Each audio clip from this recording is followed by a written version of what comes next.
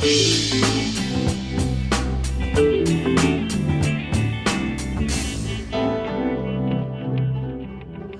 name is Brian Gillooly. I'm the editor-in-chief of events for Information Week. I think I know most of you, or I've met most of you, but to those I haven't, that's who I am. Thank you for joining us here to talk about unlocking the power of IT and the capital blocked in IT. It's brought to you by HCL, and I'll be introducing some folks from HCL in a moment. Some of you have, you've heard this before, but I just want to, in case you haven't, I just want to point this out. It's kind of interesting. Information Week did an IT priorities study earlier this year, and one of the things that came out of it that I think is very relevant for what we're going to be talking about here today is this concept of the innovation gap, what we call the innovation gap. And what we found in this research report is that for the first time in 5 years, we found that IT spending is actually going up. 56% of the people we surveyed said they'll be spending more on IT in 2012, which is the first time in 5 years that IT spending has gone up. But unfortunately, the demand from the business on IT to come up with new projects is increasing at a 71% rate. So you're getting that big gap of the demand coming from the business and spend is going up. So even though spend is technically going up, we are still doing more with less. So we'll be talking here today about how to get more out of your IT systems, doing more with less, and unlocking the power behind IT. To join us here to talk about this, I'll introduce these folks. And then what I'd like to do, the reason why I'm holding this, is I'd like to go around the room and have people briefly introduce themselves, tell us your name and the company you're from. And then I'll repeat this question, but I'd like you to answer one question, and that is, if you could change one thing about the way your company manages IT, what would it be? Okay? And if you had a magic wand, okay, it could be anything. And the reason why we're asking that is we really just want to hear what's the angst, what's really underlying what you're thinking about with respect to managing IT. And then it'll give our panelists here an opportunity to hear what you're thinking about, and they can address that as well. So let me introduce the folks who are going to be up here answering your questions. They'll also talk a little bit about their roles. Anubhav Saxena, he is right here. He is the Vice President of Global Business Marketing for Sourcing Advisory Alliances at HCL. Also from HCL is Sunil Rajapan. He is a Senior Director for Financial Services. He came to us from HCL Europe. 12-hour flight, Sunil? Oh, yeah. Yep, okay. Still a week. Yeah? How many people came from far away, by the way? Further than across the country. Okay. How far? Me? Yeah. Oh, no, it's not further than across the country, but it's from Newark. Newark, that's far. It's a world away, as we say. Okay. Okay. And obviously Simon, who I'm going to introduce now. Simon Byrne is from the Bank of Ireland. He manages mobility there. He came to us from Dublin, so he's going to join us on the panel as well. All right. Thanks very much. So again, what I'd like you to do, please introduce yourselves. I'll pass this around. The reason why we're doing it by the mic is we are recording this, so if anybody is here from the CIA or a witness protection program, just pass the mic to the next person. Yeah, we are hot. So just, again, introduce yourselves and tell us if you could change one thing about the way your company manages IT, what would it be? No need to stand, but thank you for doing so. I like that. My name is Jeff Rickman. I work for a company called Beverage Distributors out of Colorado. It's affiliated with the Charmer Sunbelt Group. We're liquor distributors located in 14 states. And you're very welcome here. I get invited to a lot of parties. Question, or the one thing I would change, I think there's an issue that we have with fixing problems versus time spent on enhancements. Mm-hmm. I mean, we run an SAP shop. There's a lot of things that can break. A lot of people would, hey, how come it worked yesterday, doesn't work today? But yet people want new things all the time. So it's a matter of splitting that up with us. So it's a little bit of that 80-20 rule. I'm kind of tethered to this mic here so they can record. But it's a little bit of that 80-20 rule. You're trying to shift that spend closer to innovation. Correct. Okay. And that will take a magic wand, isn't it? Okay. My name's Harsh Kalra, and I work with Jeff Rickman. I run the application development and support group at Charmer Sunbelt. So I think what Jeff said was actually something slightly different than what you said.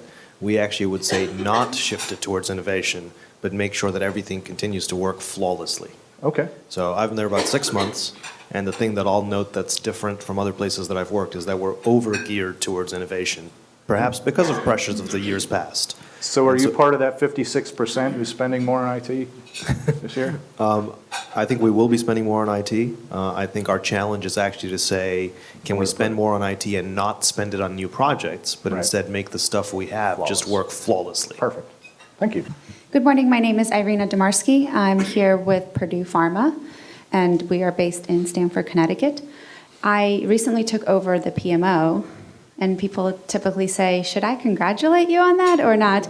And yes, you definitely should. I'm really excited about it. But one thing that I would change, and I'm trying to change and working on it, is you said that the expectations in IT are growing. And IT is not great at saying no.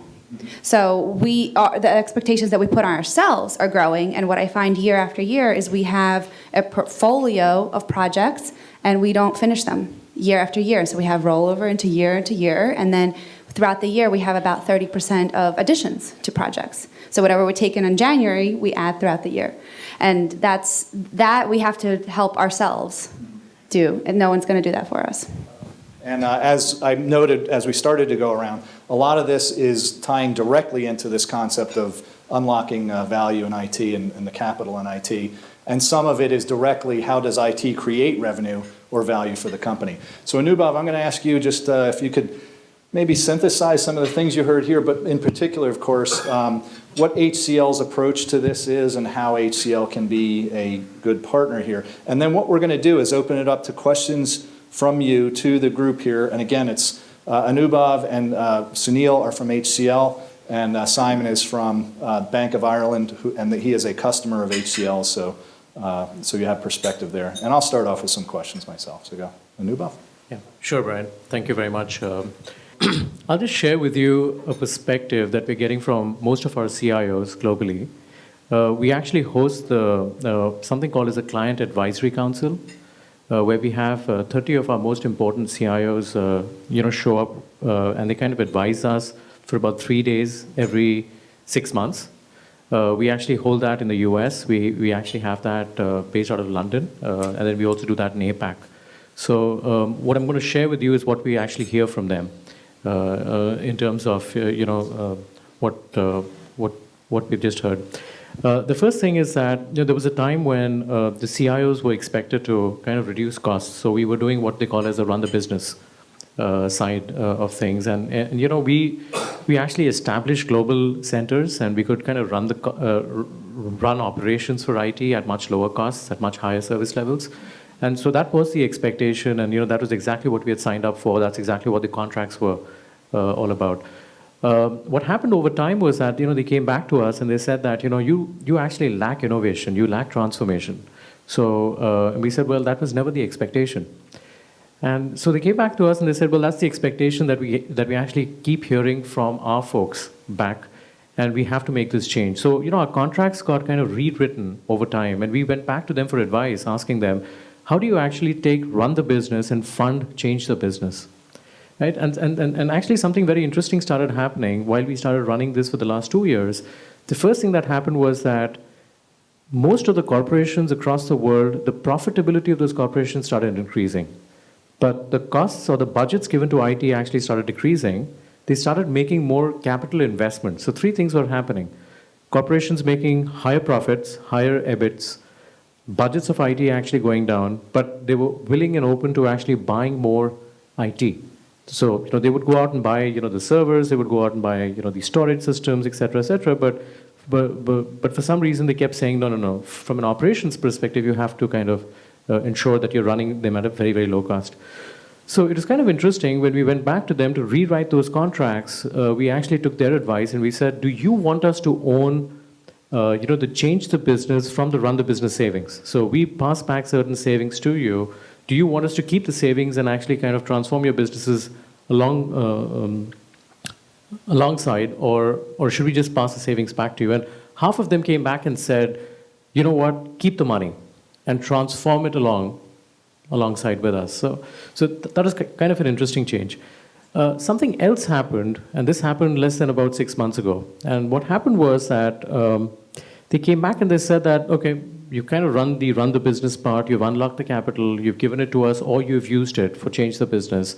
The second side was that, it was important to reduce run the business so that we could fund change the business. The third thing that came about was something very interesting. they came back and they said, this is a part of the business that IT budgets will not go down. And these are 3 or 4 areas that we want you to think about. One is social, the other one is mobile, analytics, and cloud.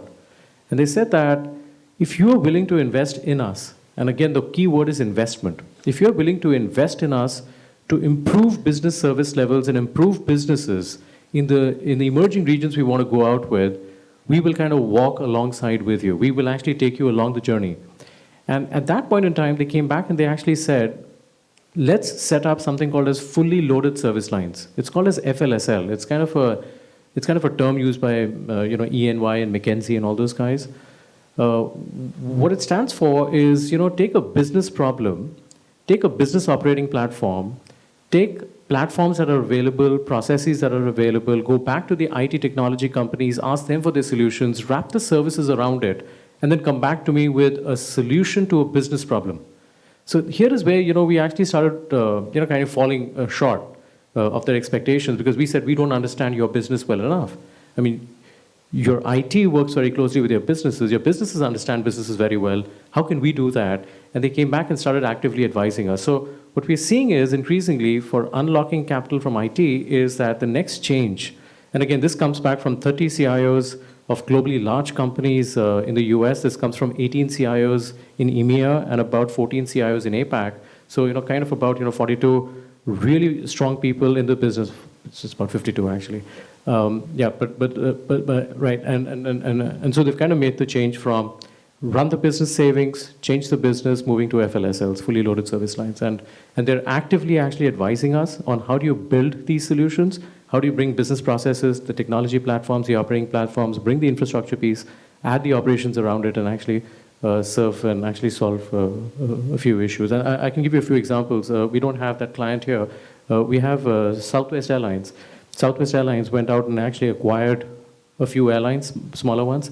The passenger profile changed. They actually wanted to actually change the routes.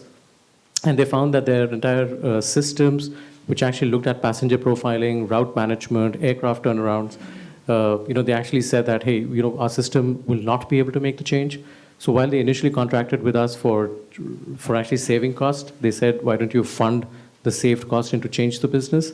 And then now we're working very closely with them on the FLSL count. And it happens across the industries. We have very large pharma customers, manufacturing customers, and more of them. I mean, most of the manufacturing companies are actually shifting to after-sales service. So they're coming back and they're saying, we kind of get it. IT has supported business. The IT has to support after-sales service. And so can you actually get a platform that actually, supports me on the after-sales service? So, we've taken the Oracle platform and we've taken, several other platforms. We're kind of modifying that to actually serve the clients. So more and more, increasingly, unlocking the capital of IT is happening beyond the run the business, beyond change the business. It's now moving into the fully loaded service lines. Back to you, Brian. Thank you. Actually, what I thought might be a good idea, if you could pass that down to Simon, since you're here, Simon, and describe your partnership with HCL, how it came about, and what the value is you're getting out of it, how it applies to what we're talking about here right now. Sure, absolutely. Hi, everyone. I suppose last February, we had just released our mobile banking application. So that was a 2 or 3 year project, where we delivered for our retail customers a secure online mobile banking, as well as a mobile application. As soon as obviously the bank then released that we are now in the mobile business, every single business and stakeholder in the bank were banging on our door looking for mobile apps. Obviously, there's all different degrees of data. The customer data for a mobile app for the banking obviously is red to purple data, high security. But all our customers then wanted more like presentation applications. So our first one we came out with for global markets. So it's for foreign exchange rates, interest rates, dealer commentaries. But we'd actually no way of either one, developing it, two, provisioning the servers, because we didn't need the high level security that was required for the banking side. So we contacted HCL, who in their innovation labs in Chennai. So we went out there, had a tour. They showed us what they could do, what their possibilities we could do with them. Went out, and then I think under a 12-week program, we went from nothing to a fully delivered product out to market. 12 weeks. So yeah, we went from requirements for our business to actually gone live in a 12-week cycle. And so I say it was excellent. It was a huge learning curve for us. Obviously, with our secure mobile, we knew a lot. But through HCL, there was a lot of innovation, lots of different ways of doing things, because again, we had to use different technologies. We, for our mobile banking, we went for different platforms, Android, iOS. For this guy, we only wanted to go for iOS, but with the ability to go to any platform. So they built on a multi-device platform. So when going forward, we can go to any of the new applications. So Windows hasn't really taken off yet in Ireland, the new Windows 8. But if it does, where we're told, we're ready to go. So no, it's been very good. All right, thank you. So again, if we have any questions, just raise your hand. I can bring you the mic. But I want to ask Sunil, if I were to synthesize down everything we heard from people when we were going around the room here, and I realize I'm overgeneralizing to the max, I would say 2 or 3 things that came out of it are obviously, how do we unlock the value in IT? How do we make IT valuable to the business by generating revenue? How do we get the right mixture for talent in our business? And that could be, as we said, hiring talent or hiring somebody who has the talent.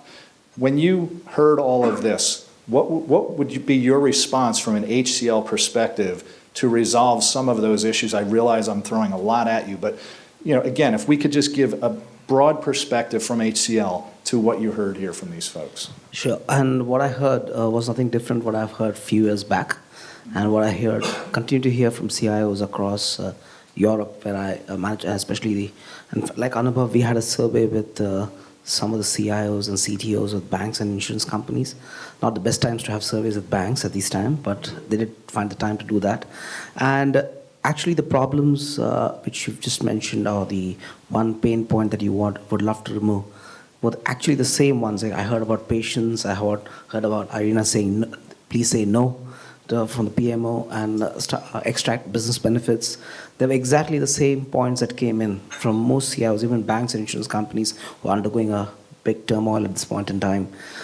So I think the major impact, the first one to unlock the capital, like Anubhav said, was they all did the run the business, reducing the costs of run the business to change the business, because there's no other place you could fund it from, because budgets, especially in financial services, are very little to come by at this time. Well, let me stop you there, because that was one of the questions I was going to ask everybody here, but it's more important for you, is when they come to their business partner and they say, we need to do something like this, there's a ton of things you can do for them, but one of them was provide a sourcing partner to help them things like development or cloud computing, something like that, and they say, okay, but it's going to cost upfront, and we don't have the funding. What's the response back? Sure, the role of sourcing partners changed over a period of time. I heard somebody mention managing vendors very well is very important. So the role of the vendor has changed very much. Like IT wants to be not be a cost center and want to be a P&L by itself, generating revenues for the organization. Very much the vendor's role has also changed. It's become a partner to help IT make that revenue. Now, when you want to make revenue, you of course have to have different models. One of the models that I think Anubhav touched upon was the FLSL, the fully loaded service line. That model cuts across the business layer. So it's not basically looking at, previously vendors used to look at, you have a problem, for example, with resources or for implementing your ideas, or you have a technical problem, we look at it faster, cheaper, better. That's moved from, okay, fine, we know that everybody can do that, but tell me, I have so many business problems. They all are complaining about IT not being up to speed. Mm-hmm. Technology is changing. That's the second problem. Number 3 is globalization is happening. That means we are expanding by leaps and bounds.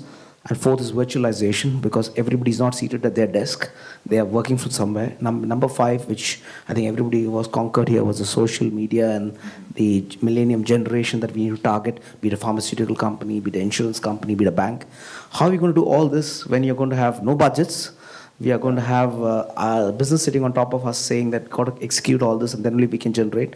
So if IT wants to be a revenue generating function, they'll have to move to look at implementing some part of the business layer. So move up from just doing the IT layer, and that same way the vendor moves on from being a typical vendor, a sourcing vendor, to a business IT business. Let me get right to that point of, hey, man, we don't have the money. I mean, somebody said over here earlier, we have to, somebody said something about demonstrating ROI afterwards. And I think now it's more, way more, we have to demonstrate ROI, somebody, I forget who it was, but you have to demonstrate it right up front.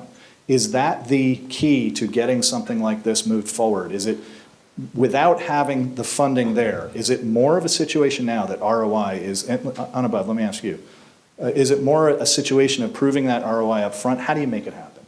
Sure. So I'll share with you a few live examples of how it's worked for us. There are a few companies who actually went out and implemented SAP.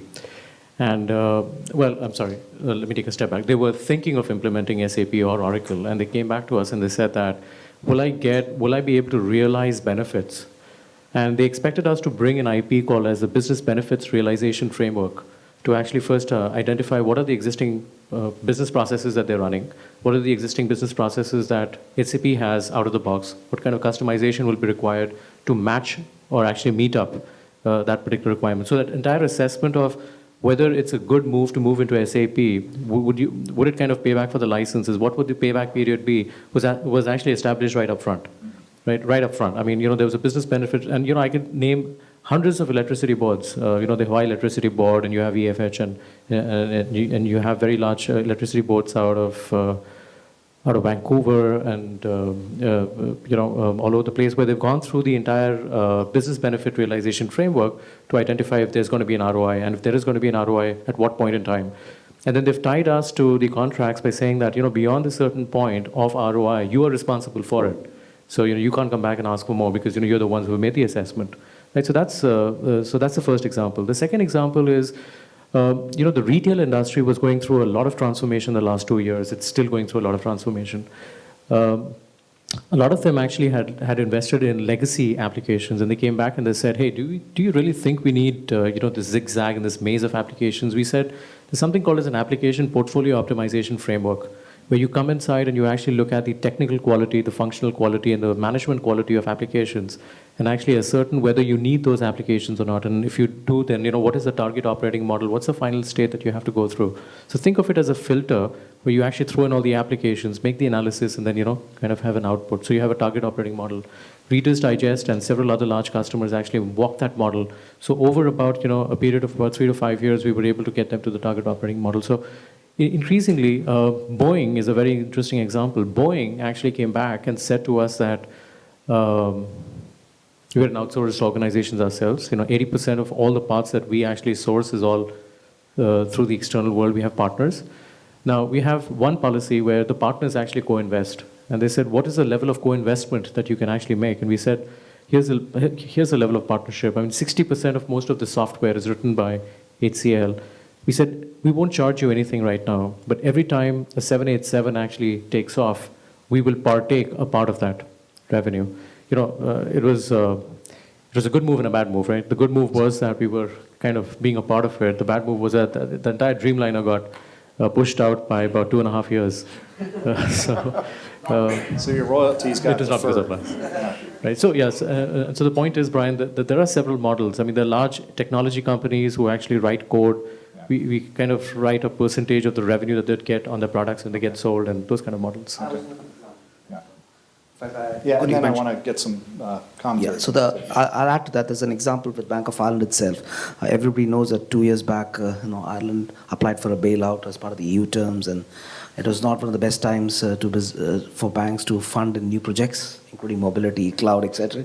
And so there were two programs that we undertook. And to answer the question that Brian specifically asked, we talked about, first was about, we did an operations project. They managed the Post Office Financial Services, which is the financial services in the UK arm to the Post Office. And they wanted to change fund or get to attract new customers there. And the biggest problem they had was fulfillment. They were not able to meet the fulfillment deadlines like Lloyd's and the Barclays were able to do. So we took on the project on a 5-year contract model in terms of looking at a transaction-based pricing.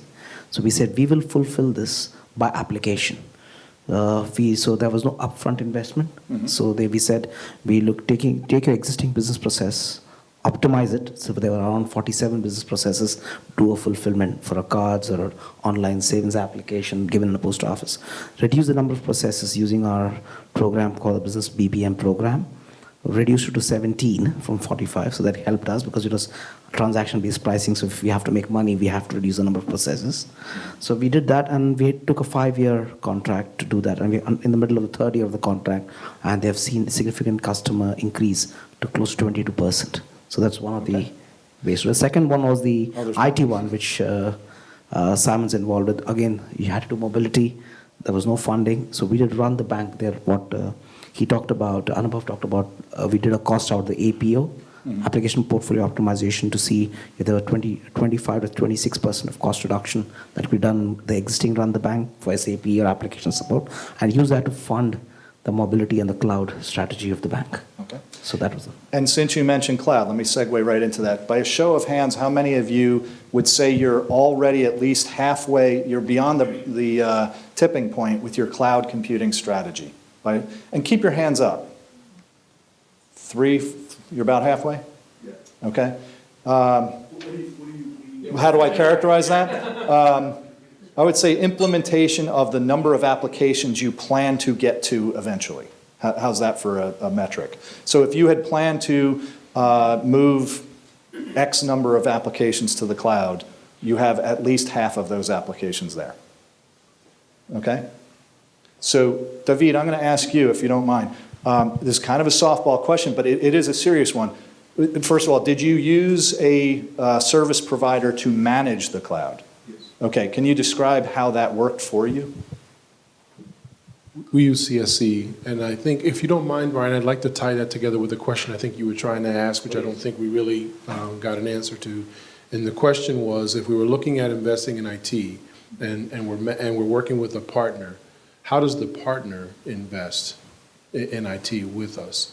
And if I can tie that together with the cloud, I think that the world that we're going to is an as-a-service world, right? So whether it's infrastructure as a service, platform as a service, software as a service, and data as a service, the emerging nascent part of that model, I think everything as a service is where we're going. And in fact, when we talk about revenue producing IT, we're talking about pharmacy as a service that we provide to our customers, right? So as a service model.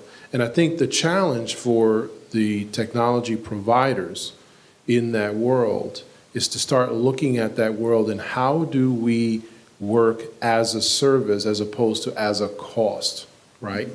And that is going to change your business model fundamentally. But doesn't it also change yours? I was going to Yes. say, you're converting how you value IT, but also how you're valuing delivery of IT, right? That's correct.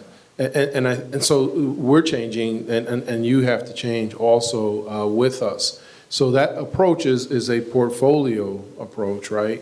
It's just like investment in anything, right? You sit there and you say, I've got my scarce resources, how am I going to allocate them, et cetera. But the challenge that I give back to you guys is your business model has to change from one that says, here's the cost for what we provide, as opposed to here's the as a service cost where we provide. I think that consulting, everything else will be as a service. Well, let me take a step back. Let me actually try and share with you what actually we are doing and why we think we're a little unique in this way. When we actually established our business models, we actually said that we would stay very close to the CIO. We actually believed in something called as co-sourcing. We did not believe in outsourcing. So we said that, we will kind of work within your objectives, within your cost, and try and meet your expectations. And at that point in time, we actually ended up showing too much of flexibility.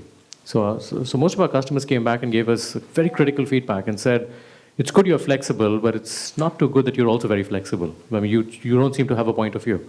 And because you don't have a point of view, you don't go and actually explain to us and say to us what is right. You just say, yes, of course, I can go and do it, to your point that you made. Now, what happened was that, few slaps later, we went back and we said, okay, let's try and see if we can make a change. And the first thing we went was that we kind of defined the enterprise of the future. It stands for EOF, but it's not end of file. Most of us are from IT, so we think of it that way. It's actually the enterprise of the future. The enterprise of the future is where we're actually looking at key technologies. We're looking at the workplace. The workplace is changing. I'll give an example. Most of people are coming with the tablets, coming with their smartphones, having mobile apps coming in. They're walking into IT, and they say, I don't care about security. Most of your wired LAN is going wireless. Now, how many times do you actually go and set up a new office where you actually start laying wires all around, and you have the hubs and the patch panels and all that stuff? So we're going back and we're actually telling our customers that, look, the future of the workplace, it's not end-user computing. The workplace is a wireless LAN, a converged LAN, networks, video, et cetera, The fastest way to get that is to adopt certain cloud technologies, because the kind of position we are taking is that we are saying that the Amazons of the world and all these large companies of the world have already invested in those technologies, that they are kind of available. It would be stupid of us to come and say that, hey, let's go out and build it together, right? And so we've seen ourselves kind of changing over the time, where we've got a service catalog of what are the best solutions that we've seen across 360 customers that have actually been deployed across the world, built a service catalog proactively. And we had to be proactive because of the feedback that we got, and went back and said, the future of the workplace is this. From a target operating model perspective, this is where you are in our maturity model. And these are the maturity transition actions to move from this model to the next. And we're kind of going back, and again, to your point, it's just a start. But we're seeing more and more customers actually appreciate the fact that we're moving it on a very proactive basis, and we're going back and actually moving it. As a service model, you're absolutely right. I started the as a service model inside of HCL in 2005. It was too early for its times. They were still doing ASPs, and nobody got it, and failed extremely, in those 2 years. But I think you're absolutely right. I mean, the as a service models are back, and this is the way that we are actually dealing with it. Okay. And I apologize. I want to be respectful of everybody's time, but we have reached our limit here. And I do feel terrible because Sunil and Simon came in from a far distance. So please, if you have an opportunity and you'd like to avail yourselves of them and really pick their brain if you have the opportunity. Two quick things. One is there are some gifts for you on the table here. I have to admit, I don't know what they are, but there's a box there for you. And there is a white paper, I believe, on CIOs that you're welcome to take with you as well. The next thing from here is the main ballroom where we're going to be opening up the conference, so we invite you to join us there. So if you could thank Anuba, Sunil, and Simon, round of applause. Appreciate your time here.